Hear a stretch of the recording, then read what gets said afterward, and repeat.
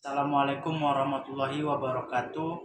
Di sini kami akan mempresentasikan hasil audit kami pada PT Pasifik Medan Industri atau disingkat dengan PAMIN.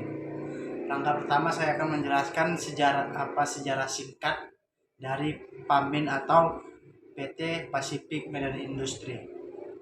PT Pasifik Medan Industri atau disingkat dengan PAMIN adalah perusahaan pengelola dan pengemasan minyak goreng yang didirikan sejak tahun 1998. PAMIN berkomitmen untuk memenuhi harapan dan kebutuhan pelanggan dengan menghasilkan produk-produk berkualitas tinggi dan aman.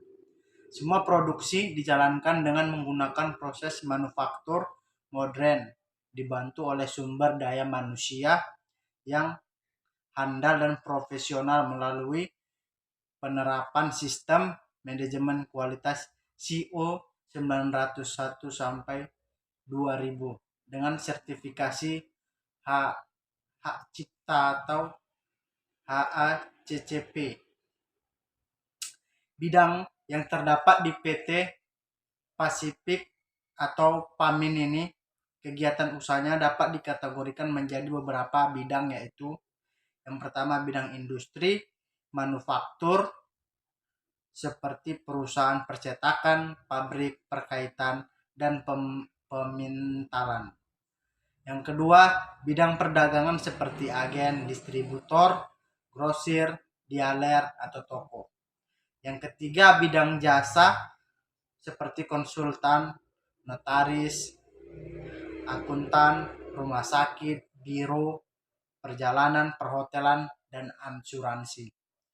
Yang keempat, bidang agraris seperti pertanian, perkebunan, peternakan, dan perikanan.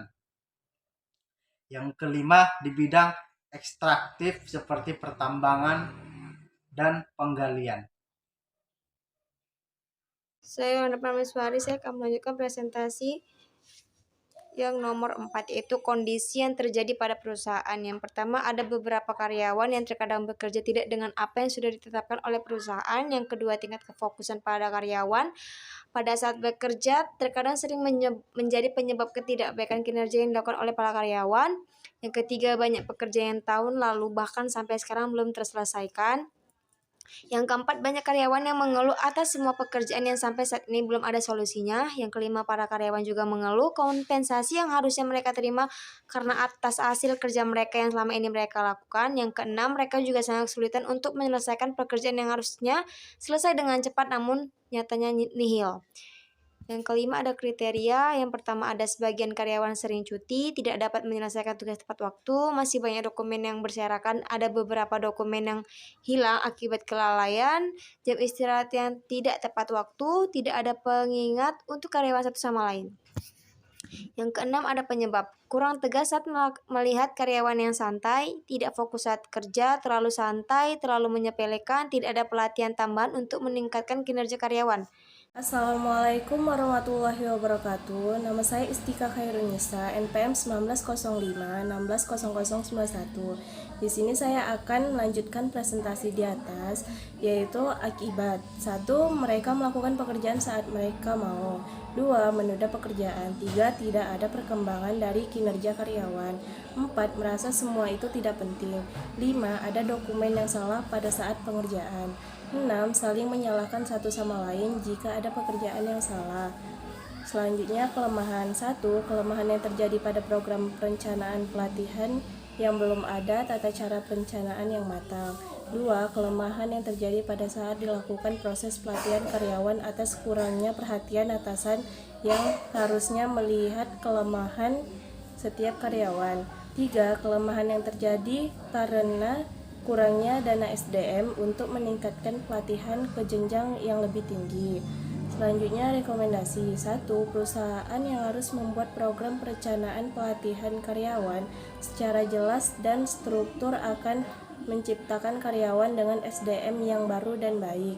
2. Perusahaan harus membuat kebijakan dalam hal menambah dana atau anggaran untuk pelatihan karyawan agar SDM karyawan lebih baik dan menguntungkan perusahaan.